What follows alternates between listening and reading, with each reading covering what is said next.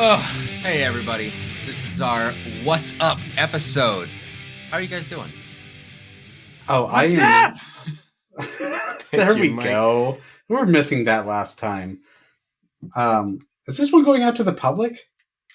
This is the last one that will go out to the public. The Yeah, last yeah. one, because this is a Patreon exclusive episode. But I don't know. We kind of wanted to let everybody know what we're doing and what they're missing out on. No, I guess. But yeah, you should listen to What's Up, because these are lots of fun. We talk about what's up with us, what movies we've been watching, what we've been doing. It's a lot more chill. It's a lot less hectic. I do a lot less shouting. I don't know if people like the shouting. I haven't heard any notes. I mean, I've heard notes from my collaborators, but I try and take those with a grain of salt.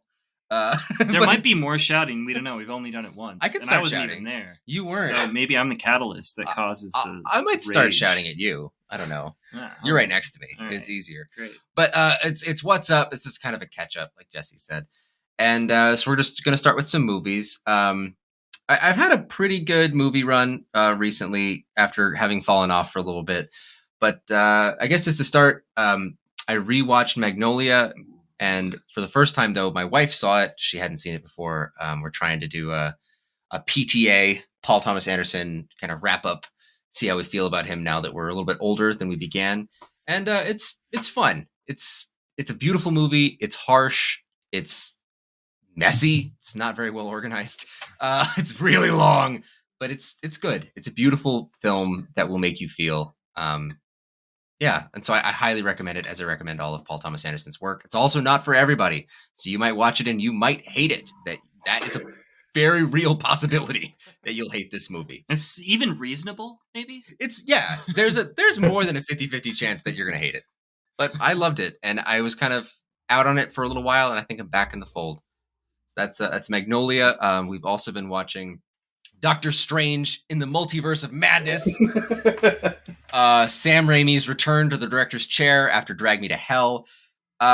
It's a Marvel movie that has a fantastic half an hour at the end, and until then is a whole boy boring mess. I'm really sorry. I know a lot of people that listen to the show really like that. I thought it was jumbled. I thought it was poorly stitched together. I thought it was in large swaths, very unimaginative and pretty boring. But the final half an hour and some ideas sprinkled throughout are good. Is it worth seeing the whole movie? No. Wow, No, it is not. That's pretty damning. I mean, like, I am still looking forward to seeing this movie sometime pretty soon, probably within the next month, because it's now free and I don't have to pay for it in a theater. Yeah, and that's exactly why I watched it too. But I find it fails more than it succeeds. I gave it 2.5 stars, but that might be a little generous. Might be. Also watched this new movie Spiderhead, that's on Netflix. I've been looking forward to for a while. It's another movie by Joseph Kosinski, who's really having quite a year after Top Gun Maverick, which I think we talked about last time. No, we have not talked about Top Gun Maverick at all. Oh. I love Top Gun Maverick. Oh! I love Top Gun Yeah. Maverick. That A lot. But everybody has seen it here except for Dan, which we just talked about. Yeah. I plan on seeing it. I promise. I'm sorry. The only reason I'm saying that is because we can't say massive spoilers about Top Gun Maverick right now. Because frankly, we can just talk about Top Gun Maverick. He's got 3 arms in this one. Well, thanks, Mike. Now it's not going to be a surprise. So he's the only one that can control the F-21. Because That's right. it has 3 levers. No, I'm against the 5th generation fighters. 5th generation of what? Don't ask. They're 5th arms. generation fighters. Way better He's than got 4th generation. 5 arms. Exactly. I just saw Top Gun Maverick for the second time yesterday, and I took my Nice. wife there, and Nice. she lost sensation in her legs because she was holding her breath for too long. Wow. Nice. Wait. Is You she took her okay? to the danger zone? Oh, I was flying on the highway to the danger zone. Highway to the danger zone. It's so badass. That movie's so good. It rules so hard. I can't wait to see it again. Oh my gosh, it's so good. I can't believe we didn't talk about it already. Yeah, well, I Oh. think it just come out when we did the last What's Up, and then we all went out to see it right afterwards. Well, Okay. us three, Except for Dan. I'm Except sorry. for Dan, who's getting Yeah. carpet installed at his house. You lame-o. I think we're all going to talk about Top Gun Maverick right now, real quick. So the first time I saw it, though, I saw it in theaters in the front row with my niece, because like I thought it was like niece appropriate. She's like 16 years old, so like we both went, and like we're in the front row and leaning way back. It's this big old screen. Like Tom Cruise's face looks really flat. I kept on looking like left and right just to understand who's talking to who, and it wasn't the best experience, but it was still like lots of fun. And at the end, she's like, "Oh, that was pretty predictable." I mean, she's Yeah. 16. That's what She's you not say when you're wrong. 16. Yeah. Yeah. I guess my one hot take for Top Gun Maverick is it's incredible, it's amazing, but also it seems to be like a twist on the Dark Gritty reboot, which is that it kind of flips that on its head a little bit, and like it kind of intentionally, to the point where everything is right side up. And Bright so shiny now, reboot. yeah, it kind of is, right? But it actually, like, it looks like it's going to be a Dark Gritty, the way everything's set up. But it's not. It's really just a straightforward, like, we just recorded our episode on Speed, and it's kind of like Speed in a lot of ways. It's just really straightforward. Like, here's some bad guys, you gotta go get them, and that's it. It really is just Mission Impossible 7. Like it's just an impossible mission that Tom Cruise makes possible. It's kind of amazing. And it's also beautiful and shiny and I pretty much perfect. Pretty much perfect. Yeah, pretty much. I have nothing bad to say about it. Kind of how I feel. Like it's less. It has less like things like we just talked about again. Referencing Speed. Like there's less thin threads you can pull on. It's been very well thought out and very well constructed for you to just enjoy. And that is not the case with Spiderhead. Not the case with Spiderhead. Not a good movie. Sorry, it's not good. Oh no. Chris Hemsworth is great as a villain. Miles Teller is great as a tortured Southern-ish man with a mullet. But I would not waste your time with this. It's got some good stuff going for it, but I think it fails on most levels, and the stuff that's good is not worth seeing. That's what I would say. So had some bad luck at the movies, but it's not been too bad. But I'm actually really kind of worried about our slate for new movies this year, because it has not been good. I have not been enjoying. I mean, we're in July, and I could not construct a top 5 movies for this year. Yeah, wow. I couldn't do it.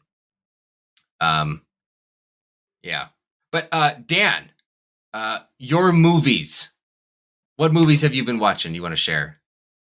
I've been watching a lot of kind of older stuff. I'm filling in some gaps in my like 90s, 80s, 90s repertoire. So I watched Chariots of Fire with my wife. Dun, dun, And- dun, dun, dun, dun. Yeah, I've heard that music my entire life, and I knew it was from the movie, and I knew that they were running, but I didn't know why. And so I was really excited to watch this. I knew it was going to be a big one, and I thoroughly enjoyed it. My wife thoroughly enjoyed it.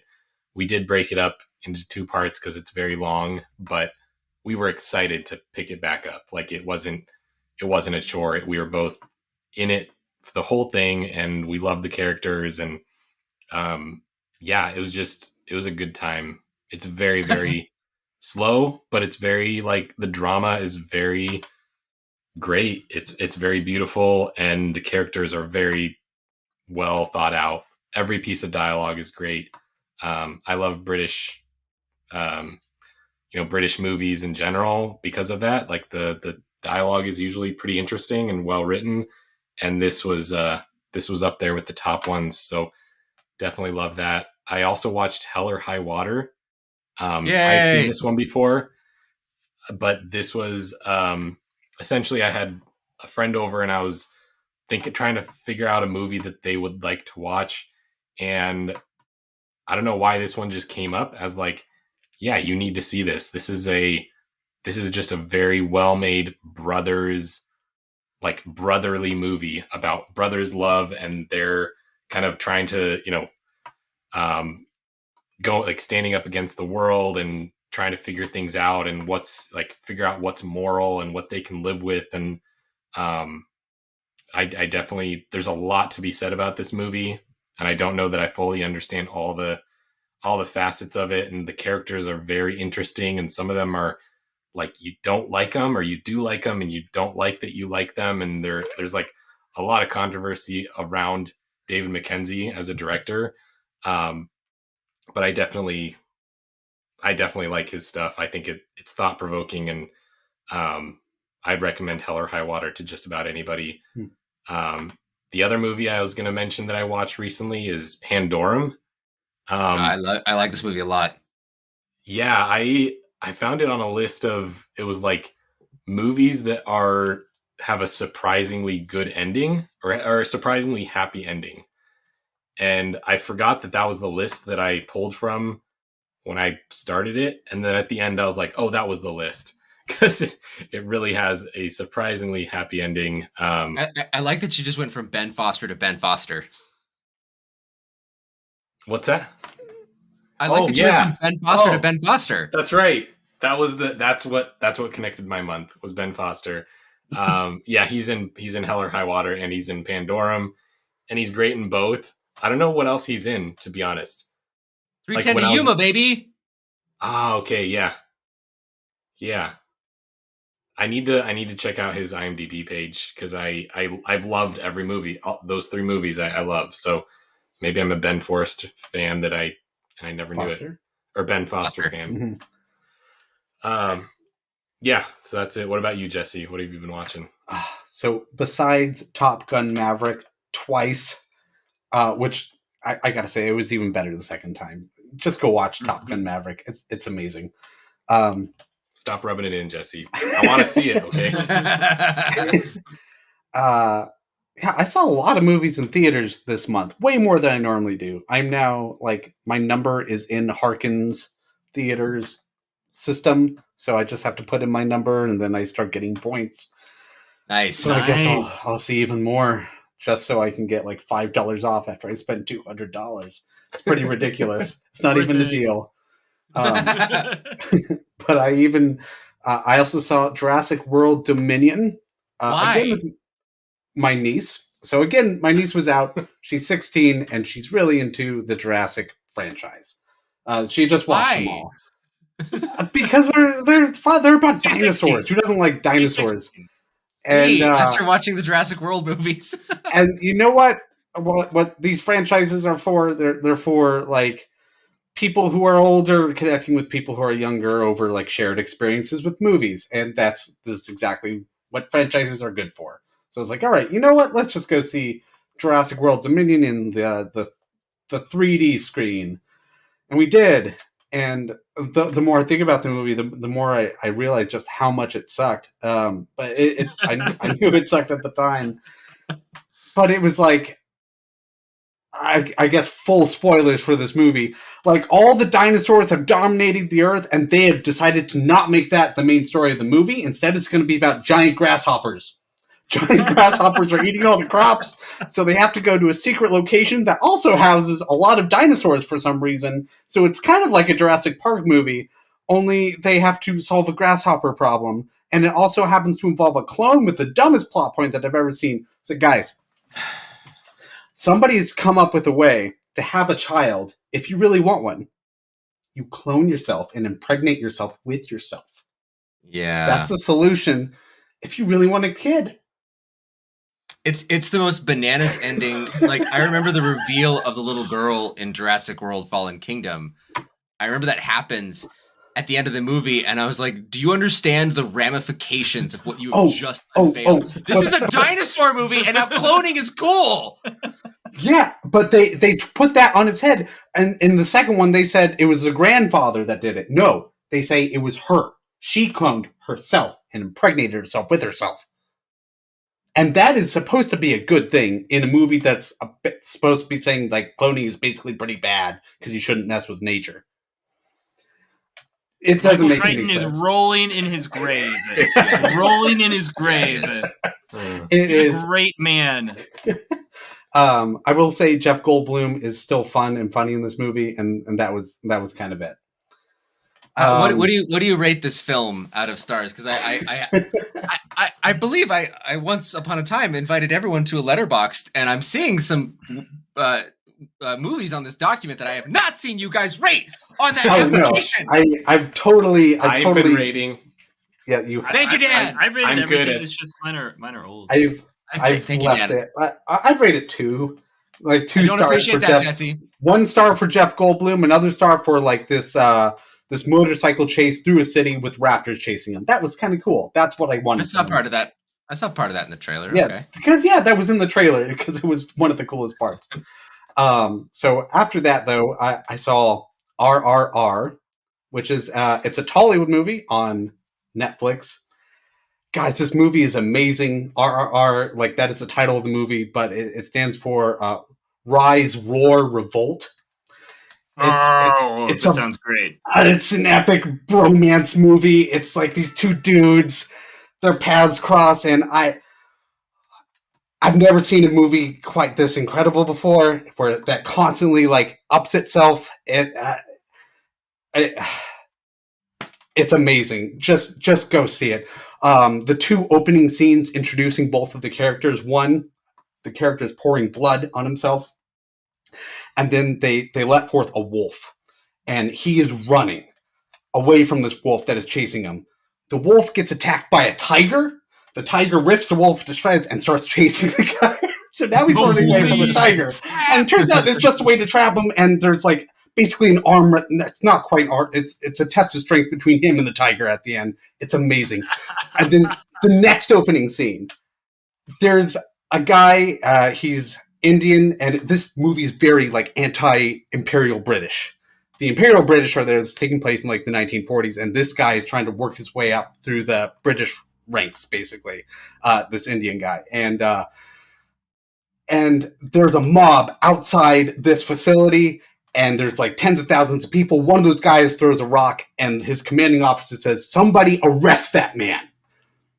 And he walks out in front of 10,000 people in the middle of them and just starts like hitting him with his baton until he arrests the guy.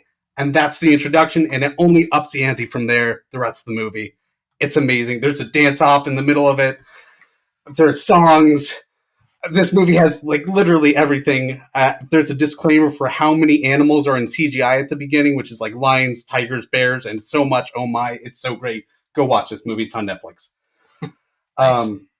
Sounds amazing. So, yeah, and this one was directed by I'm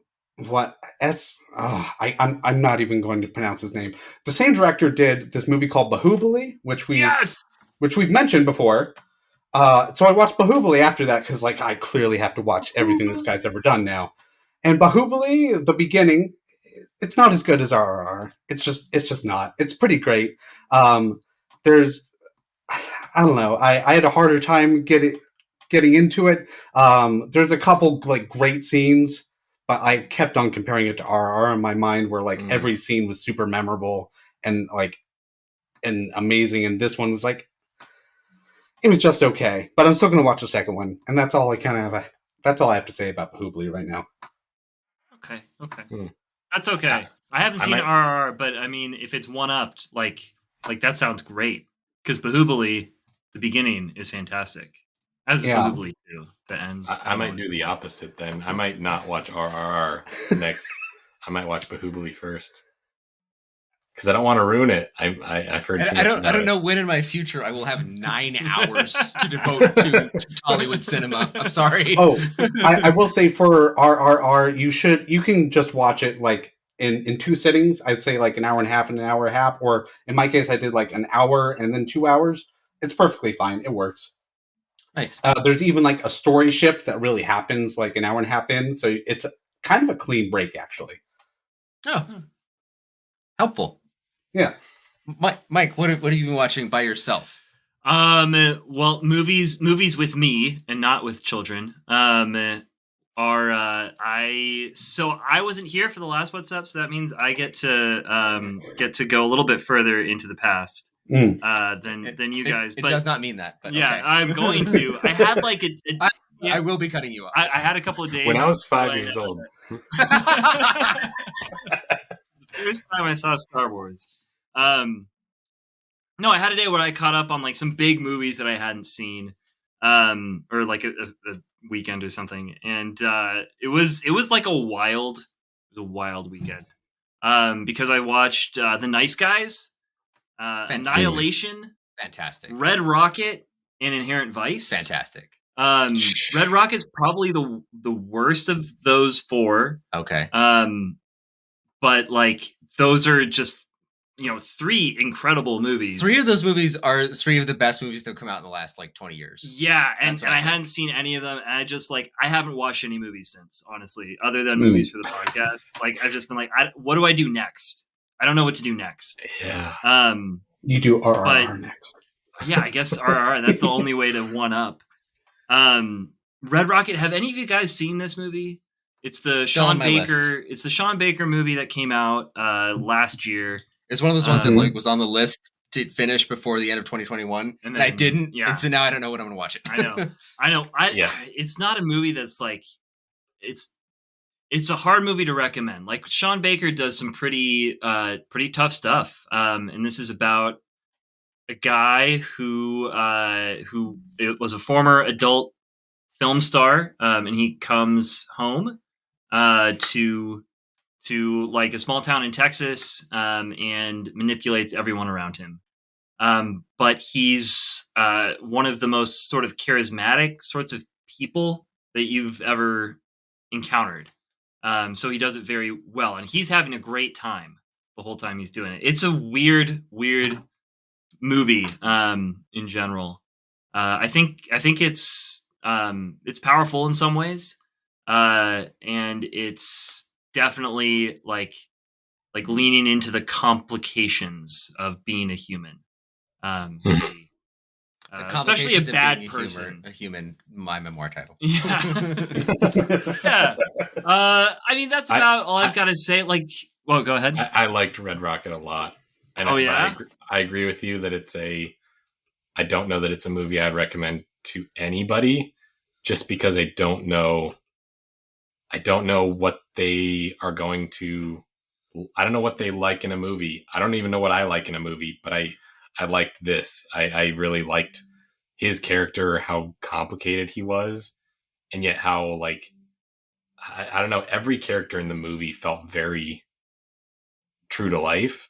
Like it was somebody that I feel like I could meet tomorrow in a gas station.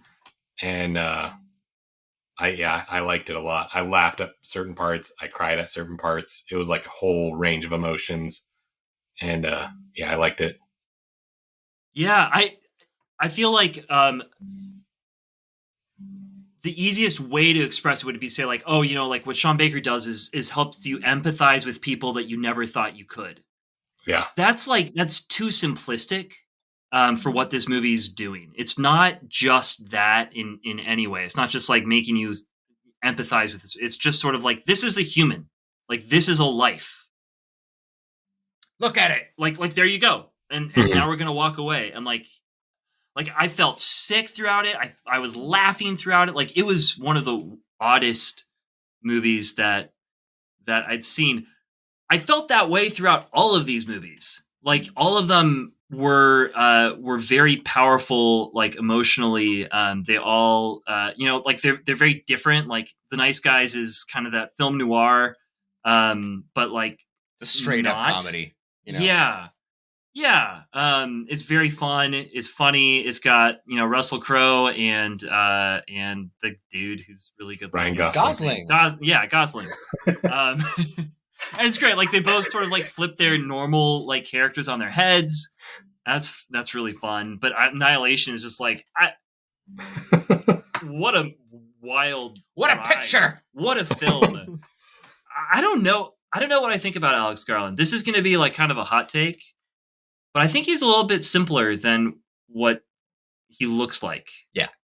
I think I want to hear you say that more, but I think these movies are actually not complicated. They're just overwhelming. Yeah. Which is like very different, right? From most people. Usually it's like the opposite. They're like more complicated than what meets the eye. He's like making, I don't know. He's an interesting dude. But yeah, so that's what's up with me on the movie front. That's all you had to say about Annihilation? He's an interesting dude? That's like a long conversation. I know. Like all of these, if I wanted, I mean, an Inherent Vice, like, wow. It's a long what? What? Yeah. There's a lot with all of them. I will say that between the three I've seen, I haven't seen Red Rocket. I actually did feel sick in each one of those movies. Yeah. Every one of those ones. There was a moment where I was like, oh, yeah, nope, don't like that. Yeah. But in a good way, though. Yeah, I mean, like I was. I mean, I felt sick. I don't know what to say. No, not for me. No, not in a good way. No, I actually felt sick. Like in the Nice Guys, when the porn star dies at the beginning, didn't like that. In Inherent Vice, when he visits the sex shop at the beginning, didn't like that. And in Annihilation at the end, and not knowing what to feel, like I liked that. In that case, I liked that. Oh, but I did feel sick. I thought you were going to talk about the bear that copies everybody's voices. And no, love that. No notes. You love that? Oh, that made me feel sick. That's gross. Oh, it's rad. I loved it, and it made me feel sick. Somehow I manage. Phantom Thread's one of my favorite movies. Maybe I got something weird. But okay, so starting back around then, we're talking about movies with kids. Closing the loop, I believe last time I mentioned that I've been watching the How to Train Your Dragon series with my daughter. We finally finished the third one. I think the third one is close. It might be the best one. And I don't know if I've ever said that about a trilogy, that the third one's the best one. I don't think I've ever said that. I think you probably said it with the third Pirates movie, but in like no, I said the second one was the best one. In a hyperbolic way. The second one's the best one. Maybe I said it in a hyperbolic you said way. the third was the best. Yeah, you did.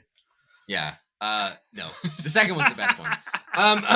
No, but How to Train Your Dragon, this third one is amazing. It's incredible. I love that we got to watch Hiccup grow up. I love that we got to see a life happen before our eyes. And I think that it's never really been done. Like we watched Andy kind of grow up in Toy Story, but not really. This is focused on a kid who becomes a young man, who becomes an adult, and that journey with his best friend. And that was unique. It brought a tear to my eye. I'd never seen that. I've never seen that done in an animated film for kids. My daughter loves these movies now. She wants to watch them all the time. I love How to Train Your Dragon. The only one I don't love is number 2. Don't love number 2.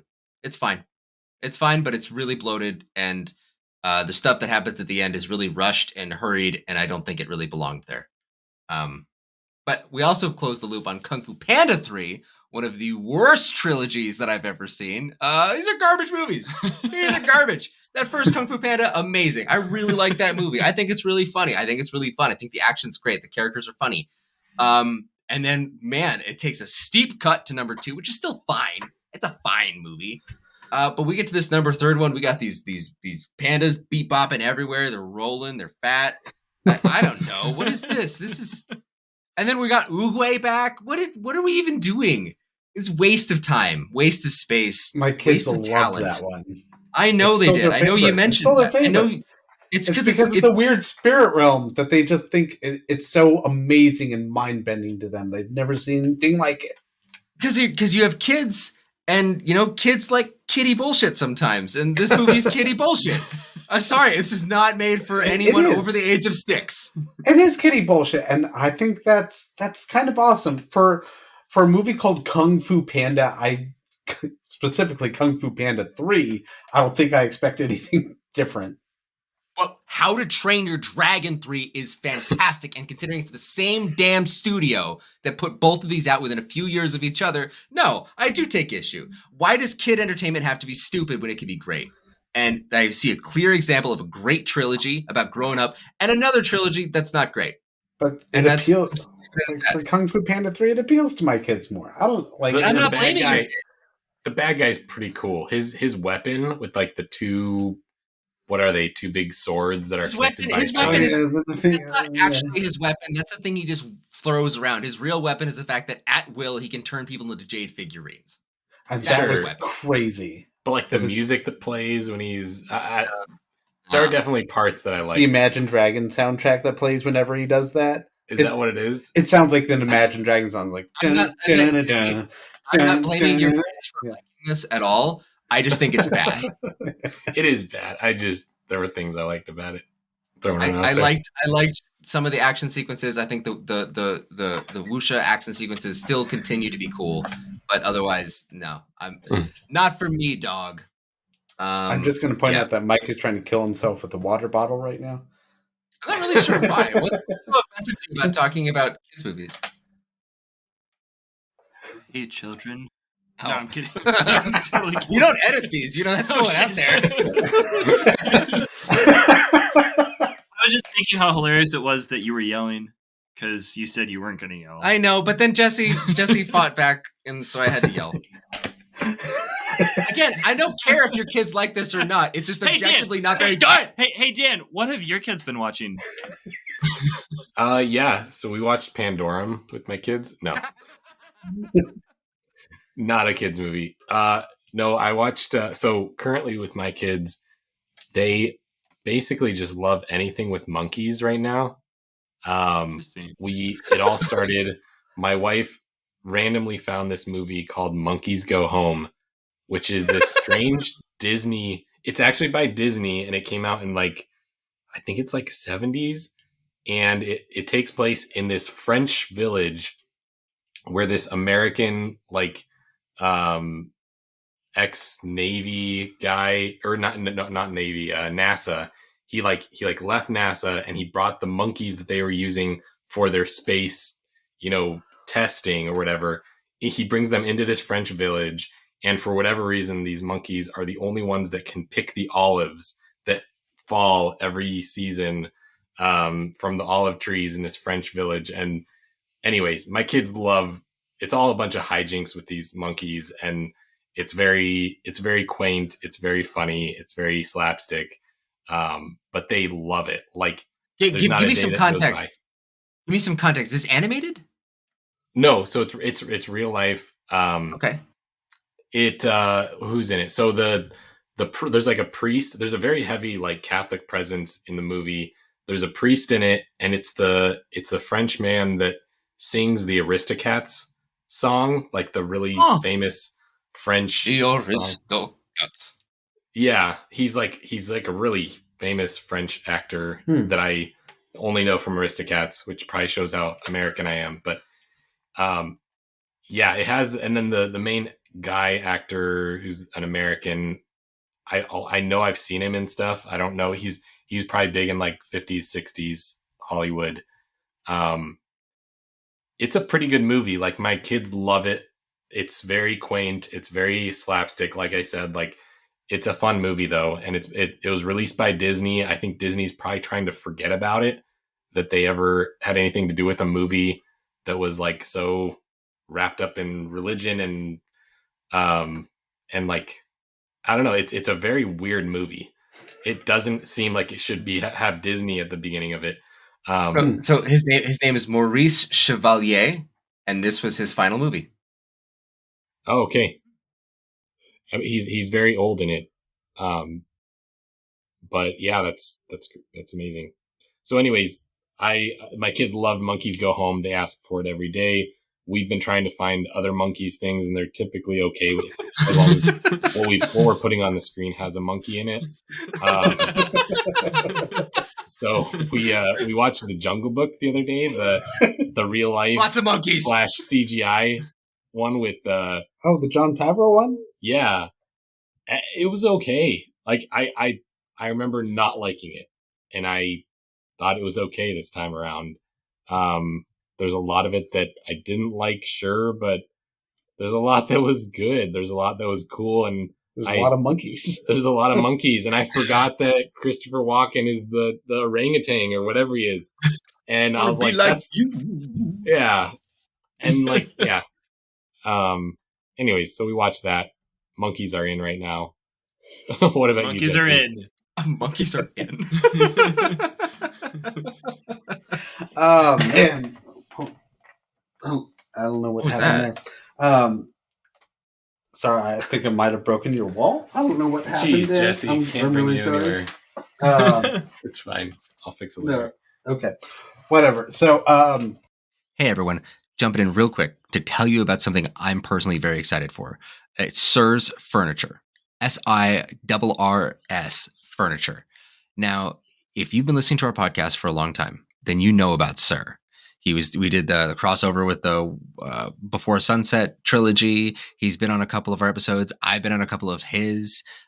He's a dear friend, and he happens to make, besides a fantastic podcast, beautiful custom made wood cutting boards of whatever flavor of wood you want in whatever kind of design you want.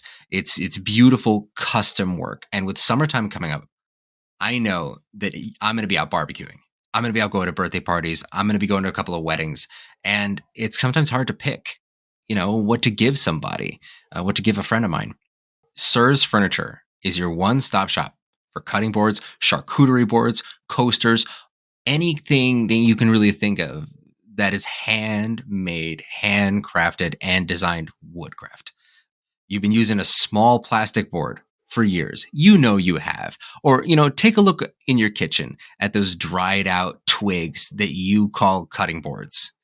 And go to sirsfurniture.com, SIRRS furniture.com/NYFM and check out the wide selection of beautiful handcrafted wooden cutting boards that are on display there. Now, listen, let me tell you, a little bit ago when Mike welcomed in his third child to the world, Jesse and I banded together and we pitched in on one of the big Bertha, I think it's called the Martha, of the cutting boards. It was big, it had a nice channel around the side, and we put Mike's last name right in the middle. And this board was gorgeous. I was upset that I didn't have Mike's last name so that I couldn't just keep it for myself. It was the single most beautiful cutting board I've ever seen. So that whether you love to cook, barbecue, or just need that perfect gift, Sir has what you need. So for 10% off, use our link, Sir's Furniture. That's SIRRS furniture.com/NYFM. That'll tell him that we sent you.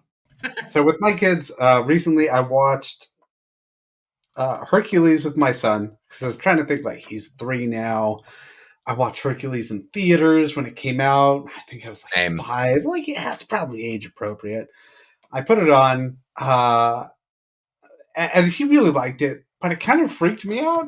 Like, maybe, like, there's a lot of like I don't know, like underworld things and like, all the fates.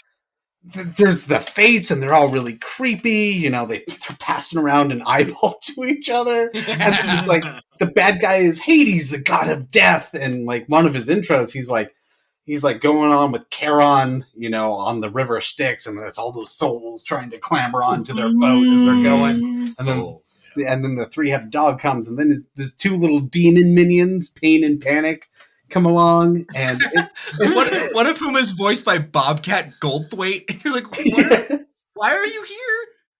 And his headquarters is a giant skull made out of stone. It's very weird. It's way more gothic and dark than I had wanted to actually introduce him to, and I had to keep reminding myself that I had seen this movie, and I think I've turned out kind of okay, so it's probably okay for him to see it too. But you were saying the eyeshadow he's wearing now is a little.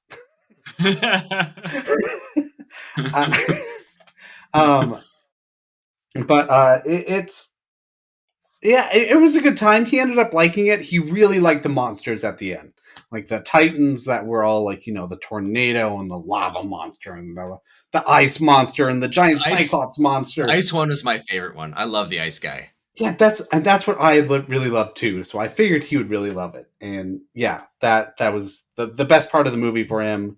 And so, like, for that moment alone, I think it was worth watching. And also, it's pretty good. It's about a hero trying to be a hero, and realizing that maybe just being strong isn't the only thing. Maybe you actually have to do something genuinely heroic from your heart, and that was cool. It's a cool moral. It's something I really want to pass on. Yeah, that was cool. Hercules. And then the other one that we watched was The Prince of Egypt. I saw this when I was younger. I hadn't seen it in like 20 years. Oh my, wow. This movie is crazy. I've never seen a movie quite like it. There's that brother relationship at the beginning of this movie. Incredible. And then they never become friends again.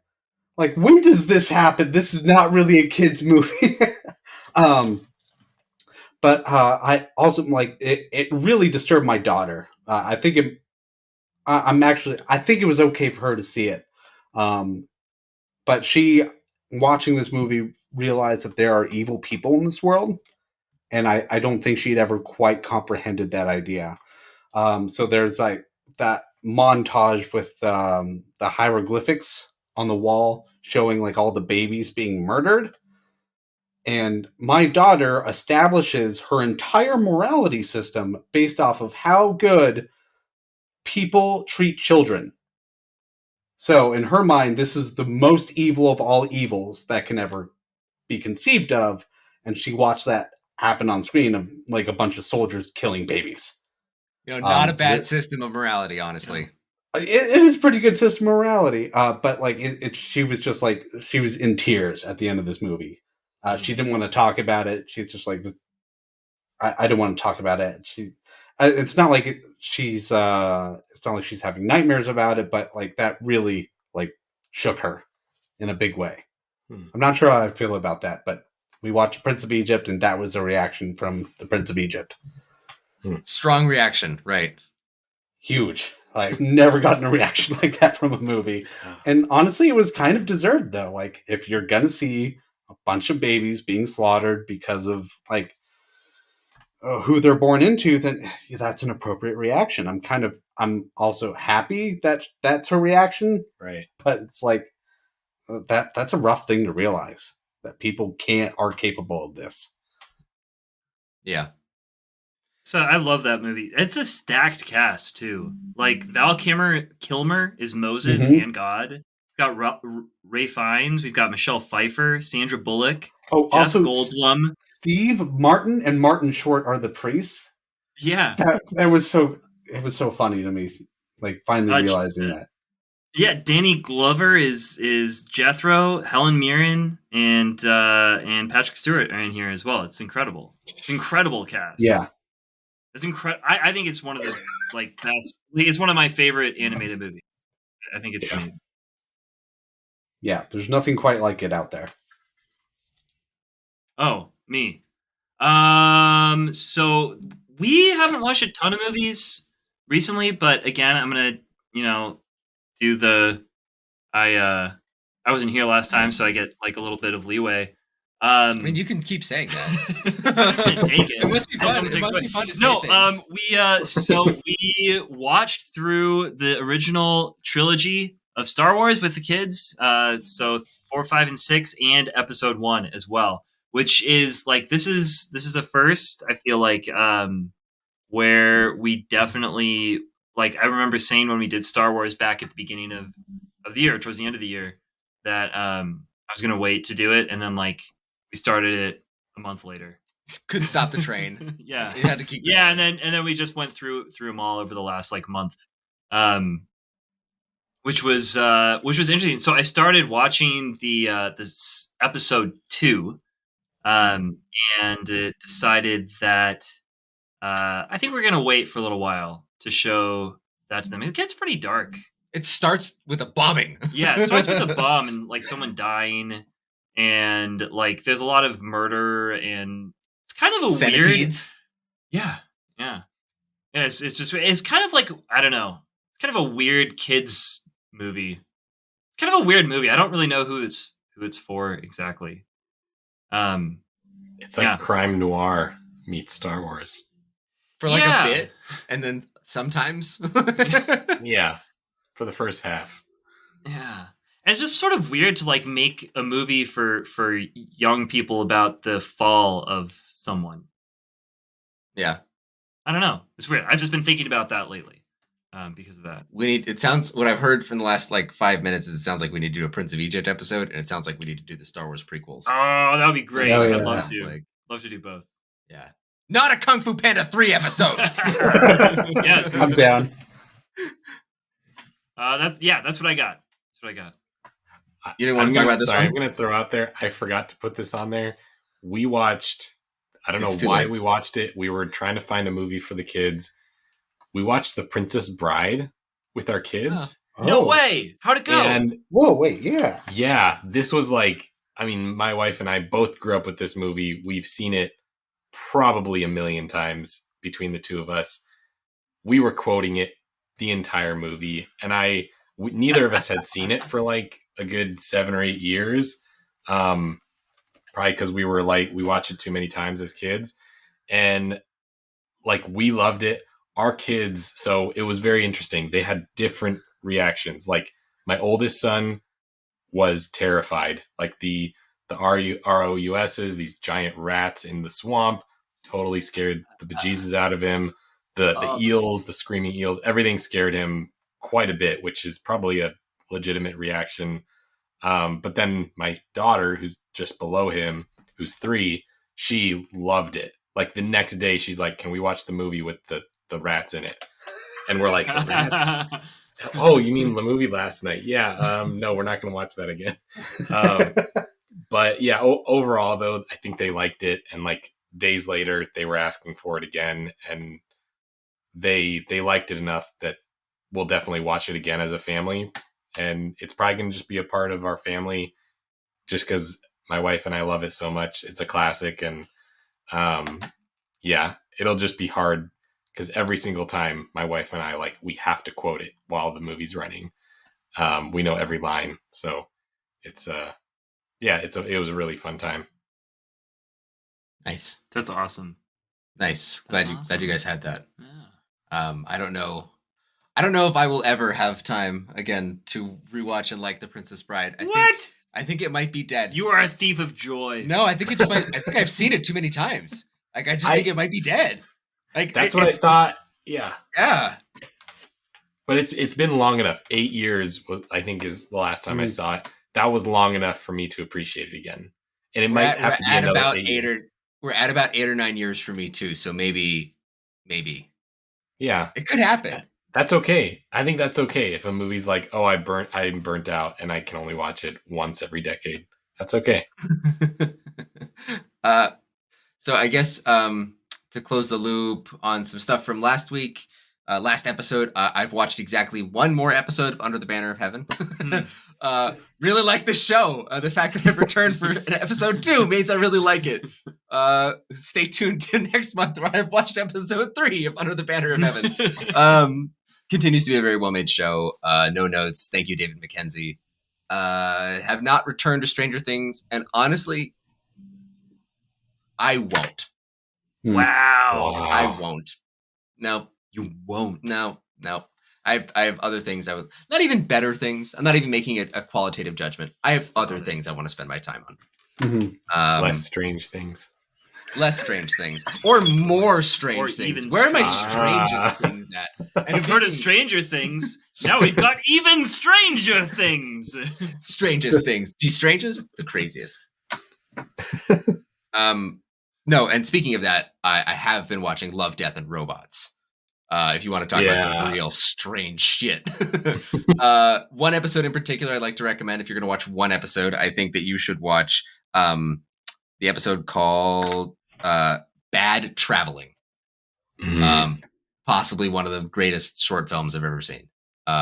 David Fincher directing this story about... Man, I don't want to spoil anything. It's 20 minutes long. It's on a ship. Yeah.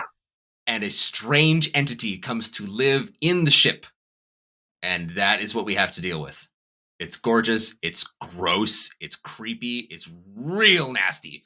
But it's pretty incredible. Made me really upset that David Fincher was not able to make his 20,000 Leagues Under the Sea movie. It's really something special, though. So if you're in the mood for some weirdo sci-fi, Love, Death, and Robots, Season 3, episode Bad Traveling. That's what I got for TV shows. What about you, Dan? What do you got for TV shows?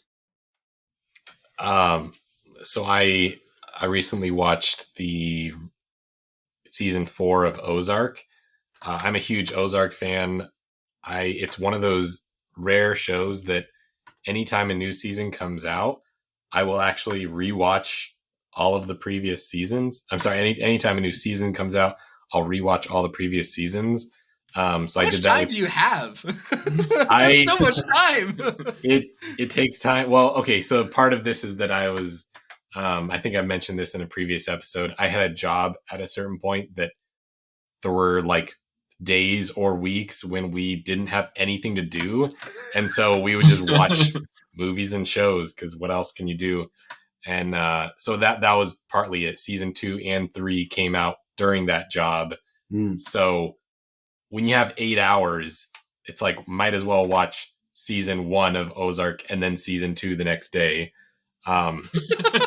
So there was a lot of Ozark in that part of my life. But I didn't do that with season 4, the one I just watched. I didn't rewatch all of it. I rewatched like the 2 episodes previous. So the final 2 episodes of season 3. I love this show, to say the least. I adore Jason Bateman, and everything, all the characters in this, I think, are written perfectly. They're so interesting. The plot lines are so well written, and it's like I don't know what's going to happen next. I just love the choices made for every character. They're so every plot line is like tied off with a bow that's perfect. There's no loose ends that you're like, yeah, they clearly didn't have a purpose for that character. Everything has a purpose. It's just like a masterful show. I'm very much a fan of Ozark, and I can't wait to see what comes next. I'm sure they're going to keep going with it. I think it's one of the biggest shows on Netflix right now. And yeah, can't recommend it highly enough. Nice. Yeah. That sounds great. It sounds like I have to watch Ozark sometime. I think I've seen like 10 minutes, and that's kind of it. But yeah, I should give it a shot. So I guess continuing from last episode, I finished Under the Banner of Heaven. I don't like it near the end. It starts to be more preachy about religion in general, and stops being like this murder mystery about like this Mormon community and like maybe some fundamental Latter-day Saint like group that's out there murdering somebody, and the Mormon Church wanting to cover it up, to being like, oh, maybe Mormonism is stupid, to saying like maybe all religion is dumb at the very end.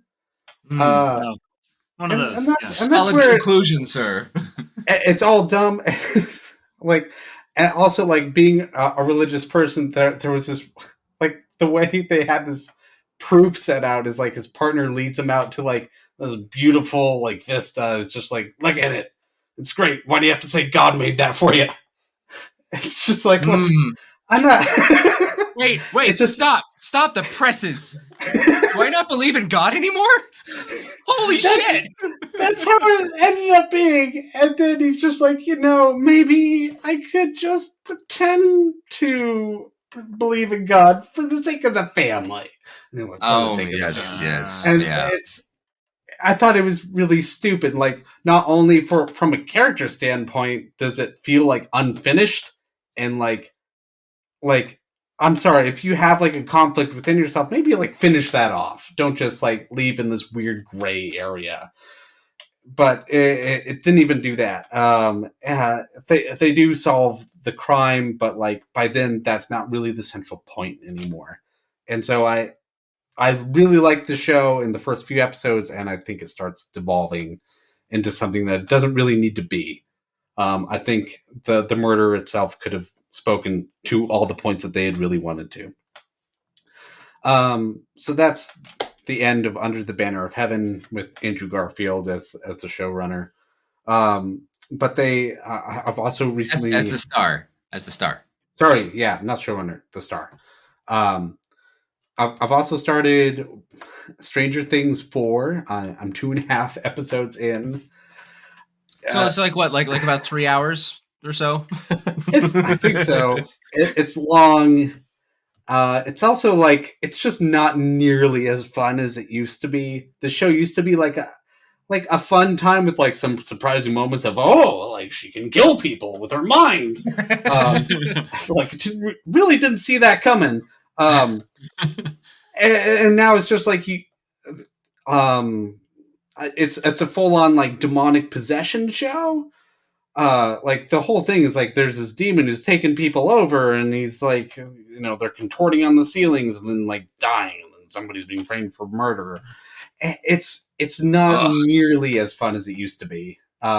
It's like their carefree days seem to be gone, and they're all like in high school now, contending with like drinking and drugs and big parties, and it's just the magic is kind of gone.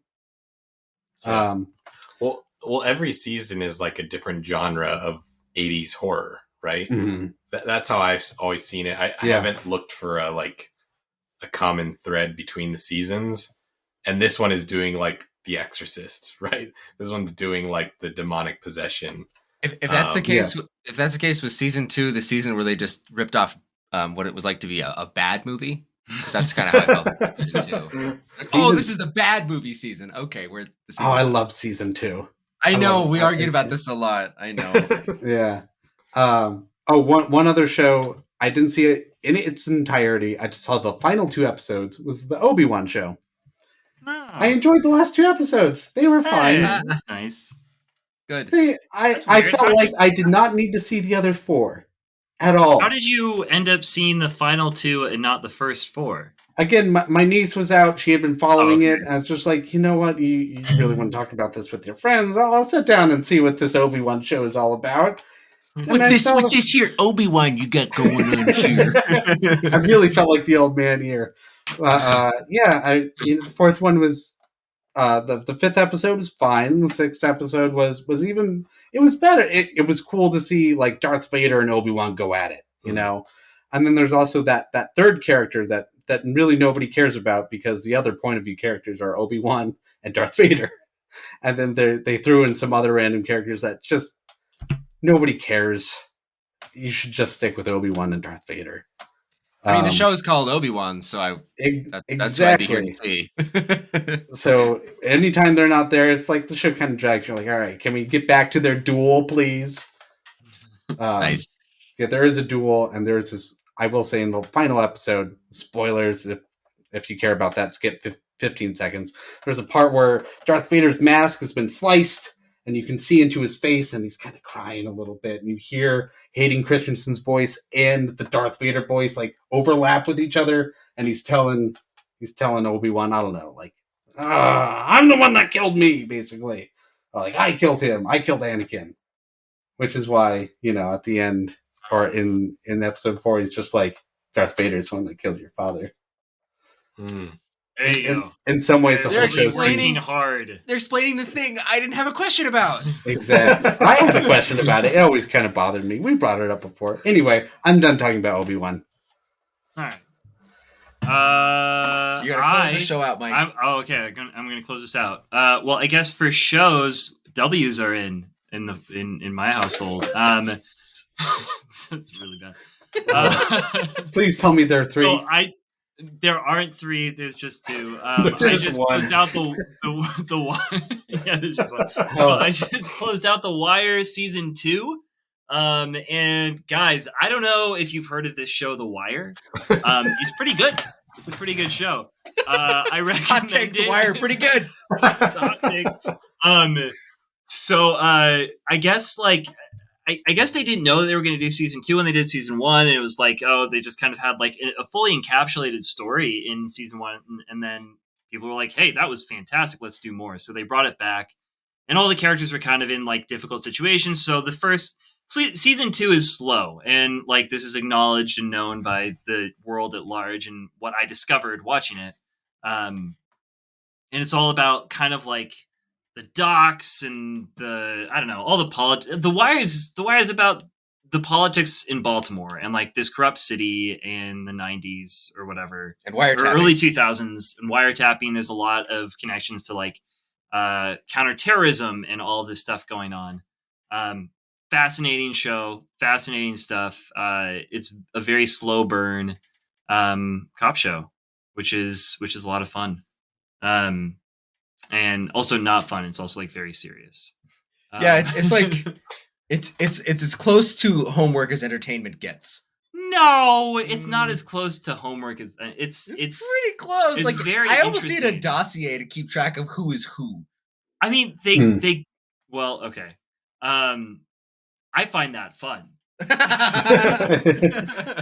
So maybe you just need to update your definition. And then Homework on the is other fun. side, we're watching The Nerd. Witcher.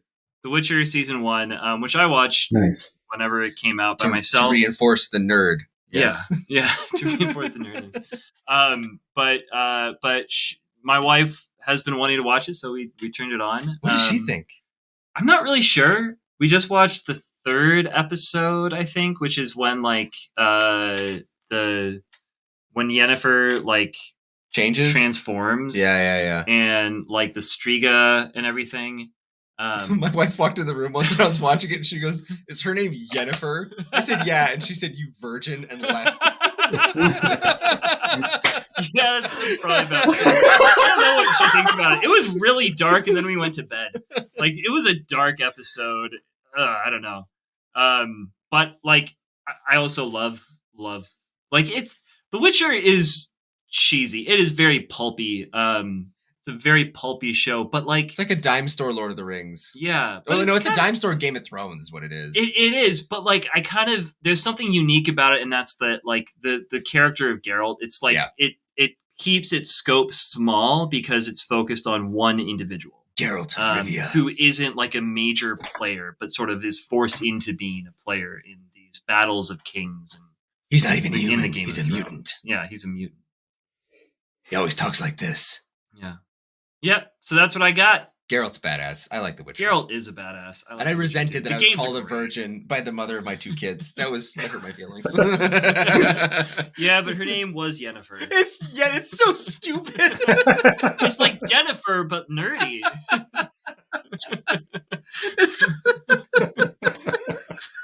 This is so dumb. It really took someone from the outside to show that to me, and I was like, "Yep, you're right. I'm humiliated." Yeah. Oh gosh. Any final little thoughts that you want to add? Any of us want to add before we say goodnight? I've already spilled my guts about everything. I'm good. Yeah. Same. We tried to get through more than we got through last time. We got through the same amount. I don't know how we're going to fit more into an hour. Oh, we did get through more because Mike was here. That's true, but we didn't get any more categories. We didn't get books or music or video games. But Mike was reaching like months, so that. Do we need to have a Patreon for our Patreons where we do the half of the episode that we can ever do? The Patreon. What's really up? Then you can... All right, anyway, for all of us tonight, for all these movies, this has been a fantastic What's Up episode. I'm Vito. I'm Mike. I'm Dan. I'm Jesse. Good night. Thank you for listening to this episode of Not Your Father's Movies. Please let us know what you think about movies and our discussions on our Twitter at NYF Movies, on our Not Your Father's Movies Facebook group, follow us on Instagram, or email us at notyourfathersmovies@gmail.com. Also, please consider supporting us on Patreon. This podcast has cost us a lot of time, effort, and money. Please consider contributing and we will start sending you monthly newsletters, our bonus WhatsApp episodes, and even an NYFM mug. We hope to hear from you soon. Lastly, thank you to Max Agros for our awesome theme playing right now, and to Andy LaFave from Don't Dance for the remix that you hear at the beginning of every episode.